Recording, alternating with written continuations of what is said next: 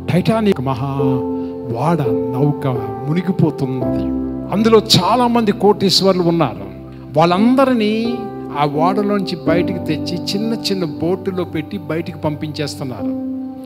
Life boat అలా దించేసి పంపిస్తున్నప్పుడు ఒక తల్లి హఠాత్తుగా అంది, ఒక్కసారి నా గదికి వెళ్ళి వస్తానండి అంది. వాళ్ళు చికాకు పడుతున్నారు. 3 నిమిషాల్లో నువ్వు నీ గదికి వెళ్ళి వచ్చే, లేకపోతే మేము నిన్ను ఓడలో విడిచిపెట్టి వెళ్ళిపోతాము. ఈ వృద్ధ తల్లి పరిగెత్తుకుంటూ విలాసవంతమైన గదులు దాటుకుంటూ వెళ్తుంది.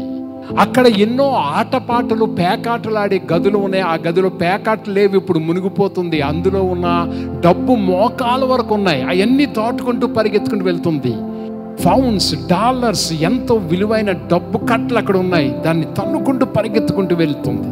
తన గదిలోకి వెళ్ళింది. వెంటనే ఆ టేబుల్ మీద ఉన్న వజ్రాలు ఉంగరాలు చూసింది, అవతల పాడేసింది. మరలా ఇటు చూసింది, దిండంతా తిరిగేసింది.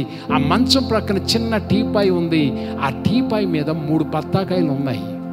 అవన్నీ వదిలేసి, వజ్రాలు డబ్బు అన్నీ వదిలేసి 3 బత్తాకాయలు తీసుకుని పరిగెత్తుకుంటూ వచ్చి ఆ జీవనావలో కూర్చుంది. ఎందుకంటే అది నాకు మళ్ళీ ఊపిరి ఇస్తుంది.